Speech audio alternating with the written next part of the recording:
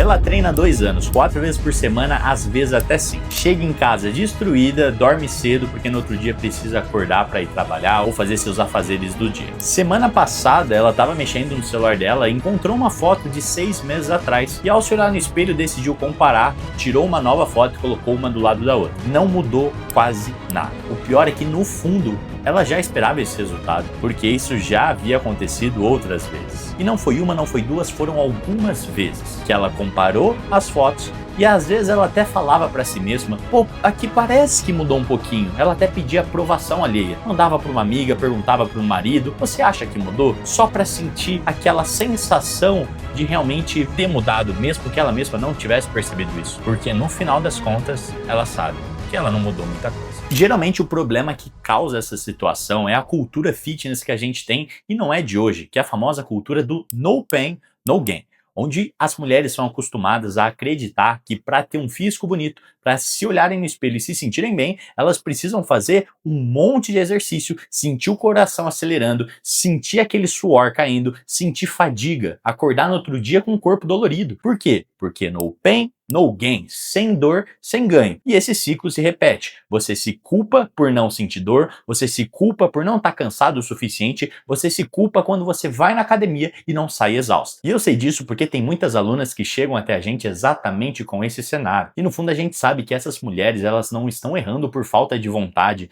por serem preguiçosas, por realmente não quererem evoluir. Não, às vezes elas até tentam, só que no longo prazo fica insustentável e acabam desistindo, porque não vem resultado. E aí entra o primeiro ponto que ninguém te conta. Pode ser que parte do seu treino esteja competindo com você mesmo. Pô, como assim, Logan? Não entendi nada. Tem um conceito que a gente usa que chama redundância. Se você me conhece, provavelmente você já ouviu falando sobre isso. No link da descrição temos um diagnóstico que fala exatamente se o seu treino está redundante ou não e quais são os principais pontos que podem estar travando seu resultado. E no final ainda tem a possibilidade de você nos chamar no WhatsApp para entender como que seria feito um acompanhamento individualizado no seu caso, onde a gente colocaria a mão na massa e montaria um treino, uma dieta e te acompanharia realmente próximo em cada passo para ter certeza que você teria ótimos resultados.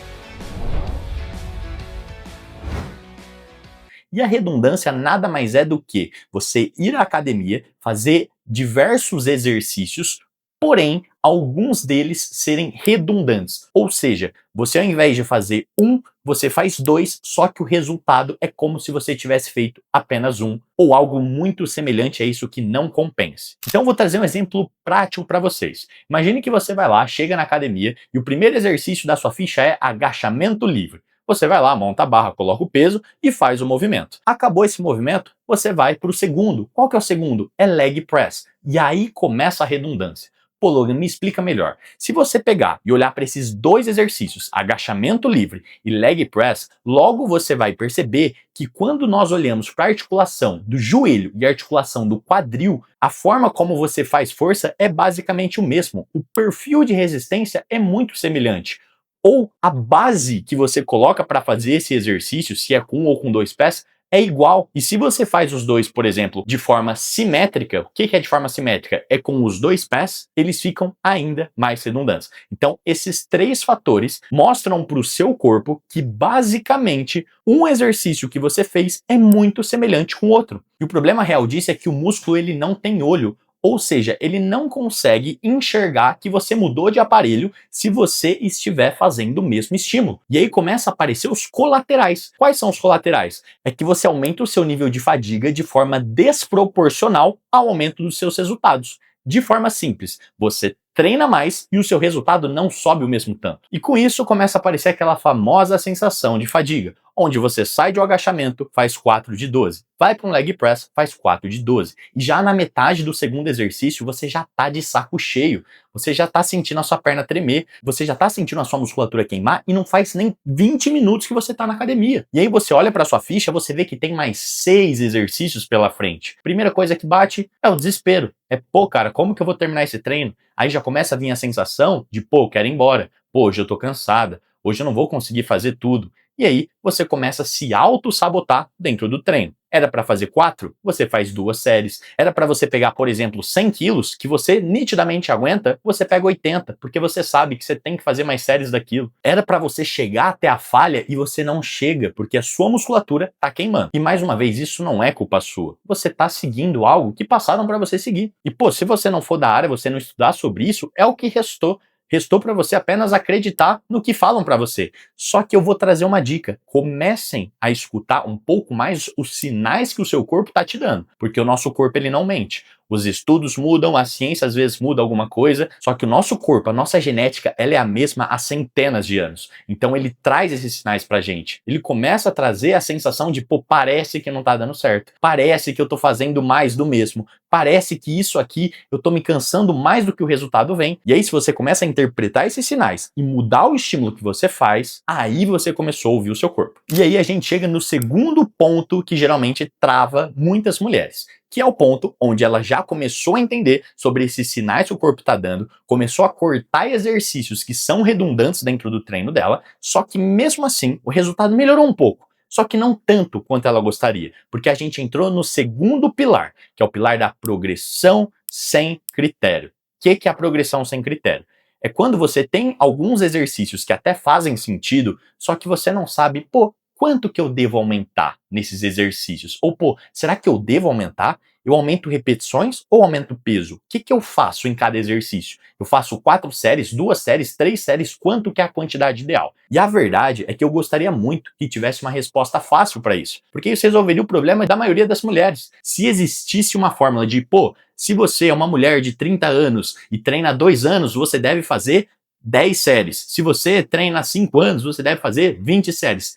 Hoje não existe essa fórmula. Então não tem uma receita de bolo que vai te mostrar se você deve fazer 2, 3, 4 ou 5 séries de cada exercício. Então, no final das contas, o que resta para você é, primeiro, contratar um acompanhamento para que alguém faça isso por você, entenda o seu corpo e calcule realmente cada variável para chegar no que vai te trazer mais resultado. Ou tem outro ponto, que é onde você vai se entendendo por conta própria. E como que você poderia fazer isso? Você poderia fazer por base de teste. Então, pô, vou começar fazendo 2 séries por exercício. Aí você vai lá, faz fotos, mapeia como que foi sua progressão de peso dentro de um período de, por exemplo, 4 semanas. Depois você vai lá e coloca 3 séries por exercício e faz a mesma coisa. É como se fosse um teste AB. Você tenta de um jeito, tenta do outro e compara as fotos para ver como que o seu corpo respondeu em cada uma dessas maneiras. Óbvio que para que esse teste seja fidedigno, é interessante que o restante das variáveis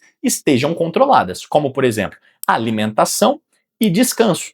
Por quê? Se em um mês você fez 2 séries e se alimentou muito melhor, se descansou mais, e no outro você fez 3, só que não se alimentou tão bem, às vezes viajou, fez algo muito fora da rotina e não conseguiu descansar, a comparação já vai ficar injusta. Então é importante que, se você for fazer o teste por conta própria, você tente isolar as variáveis para que esse teste fique mais certeiro. Então aqui eu já trouxe para vocês 2 principais motivos, que é, primeiro, quantidade de redundância no treino, e segundo, progressão sem critério, que fazem com que a maioria das mulheres treinem e não vejam tanto resultado, só que ainda tem um terceiro que muitas das vezes é negligenciado. E esse terceiro é basicamente o controle do volume e da fadiga do seu treino. Como assim, Logan? Imagine que o físico que você almeja ter é como se fosse uma casa que você está construindo. E basicamente o seu metabolismo são os pedreiros, são as pessoas responsáveis por construir essa casa. E cada exercício que você faz, cada série, é como se fosse um saco de tijolo que você está comprando para sua obra. Você concorda comigo que não adianta você comprar 10, 20, 30 sacos de tijolos se você não tem pedreiro suficiente para construir tudo isso? É exatamente esse ponto que faz muitas mulheres não ter resultado. Porque às vezes o metabolismo dela não dá nem conta de sintetizar tanto estímulo que ela está dando. Ela faz 4 séries de agachamento, 4 de leg, 4 de extensora, 4 de avanço e não sei o que. Termina o dia fazendo 20 séries diferentes. Cara, 20 séries. E aí vai ver, o seu metabolismo só conseguiu aproveitar umas 8 séries. E todo o restante das 12, que foi mais do que a metade, virou o quê? Lixo metabólico. Virou queimação, virou cansaço. E aí acontece o que a gente mais vê. Você se sente cansada, e não tem tanto resultado. Então, qual que é a solução para isso? Você precisa entender o quanto que o seu corpo aguenta receber de estímulo e transformar esse estímulo em massa muscular. Porque a partir do momento que você entende isso, a quantidade de série, de exercício, de dias que você vai na academia é algo que é muito mais estratégico. Então deixa de ser o achismo porque você acha que é bom, que você faz 4 séries por exercício porque o instrutor mandou você. A partir do momento que você entende quantas séries é o ideal, você consegue ter muito mais resultado. E o mais importante, com muito menos esforço. De novo, como que você resolve esse parâmetro? Primeiro, você pode buscar um acompanhamento. Segundo, você pode tentar fazer um teste por conta própria, para entender quanto que você pode ter de cansaço, de fadiga e como que isso vai te trazer o resultado. Então, depois de contextualizar todo esse cenário do que pode estar travando o seu resultado, você mulher que vai na academia, se sente cansada e não chegou ainda no físico que você gostaria, pensando nesse cenário, eu vou trazer 3 passos práticos para que você, mulher, consiga pelo menos dar um passo em direção ao seu objetivo. Primeiro passo, liste todos os exercícios que você faz em cada um dos treinos e comece a pesquisar quais que têm um padrão muito parecido e comece a tirar eles do seu treino. Segundo, defina um critério de progressão. Por exemplo, não, esse aqui eu tenho mais facilidade, então eu quero progredir pelo menos 2 repetições ou 5 quilos por semana. Enfim, defina um critério para você saber que está progredindo e mais do que isso, anote cada carga que você pegar, cada repetição que você fizer, para ter certeza que você está conseguindo progredir. Agora, o terceiro passo é você cortar todo aquele volume que está redundante no seu treino, todos aqueles exercícios que você achava que estava dando resultado e na verdade não estava, porque era mais do mesmo, e por hora, tire esse volume e não realoque ele em outros lugares. Se você perceber que está sobrando muita energia no final do treino, aí pode ser interessante você pegar desse volume que antes você fazia e colocar em outros exercícios. Pô, Logan, me explica de uma forma prática. Vamos supor que você fazia no seu treino 3 exercícios: agachamento livre, leg press e extensora. Você fazia 4 séries de cada um. Aí você percebeu que agachamento e leg são redundantes e tirou 4 séries de leg. Ou seja, você está fazendo apenas o agachamento e a extensora. Mais uma vez, isso é um exemplo, é ilustrativo, não é para você fazer literalmente isso. Mas aí você percebe nesse contexto que fazendo só o agachamento e a extensora, você está conseguindo progredir carga, você está conseguindo melhorar o seu físico, você está ficando cada vez mais forte nos exercícios, só que ainda assim, mesmo progredindo, está sobrando muita energia. Você sente que, pô, poderia fazer um pouco mais. Aí é o momento de você usar aquelas 4 séries que você tinha sobrando do exercício que você tirou para talvez incluir algo diferente. Incluir um afundo, incluir um exercício para posterior de coxa, enfim, depende muito de cada objetivo. E é importante reforçar que esse tipo de ajuste vai deixar o seu treino mais eficiente. Ou seja, o seu treino, ele via de regra vai ficar mais enxuto, você não vai ficar mais passando 1h30, 2 horas na academia, o treino fica mais enxuto, é normal que você se sinta menos cansada e melhor do que isso, você comece a ter o primeiro colateral, que é o quê? Se sentir mais forte. Então, se você fez esses ajustes, sentiu que começou a ficar menos cansada, começou a progredir muito mais o peso que você pega, e além disso, começou a ver resultados que antes você não via, saiba você que agora você começou a trilhar um caminho mais próximo do seu resultado. E um exemplo prático disso são, por exemplo, essas 2 alunas aqui que chegaram pra gente, um com objetivo de hipertrofia e outra com objetivo de definição. Uma nunca havia treinado muito e a outra já tinha uma experiência de treino.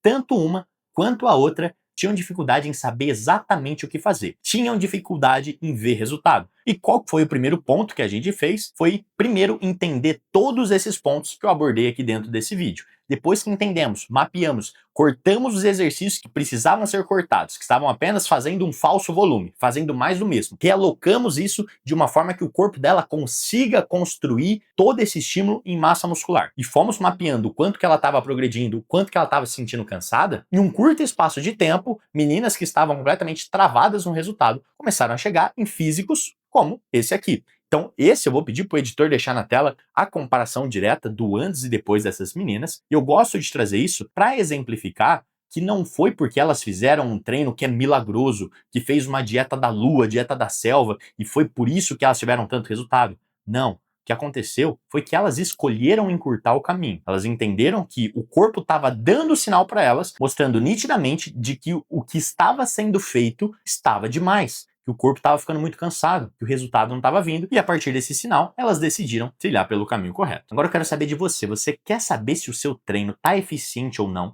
A gente tem um diagnóstico que está aqui na descrição e também está no link da bio, onde você consegue, através de algumas perguntas, saber se o seu treino, se sua rotina está realmente eficiente ou se tem algum ponto de melhoria. E no final desse diagnóstico, caso a gente perceba que faz sentido ter você aqui com a gente, que a gente realmente pode te ajudar e de acordo com o seu contexto é uma aluna que a gente gostaria de acompanhar, nós vamos também entrar em contato com você para te explicar como que seria um plano individualizado no seu caso.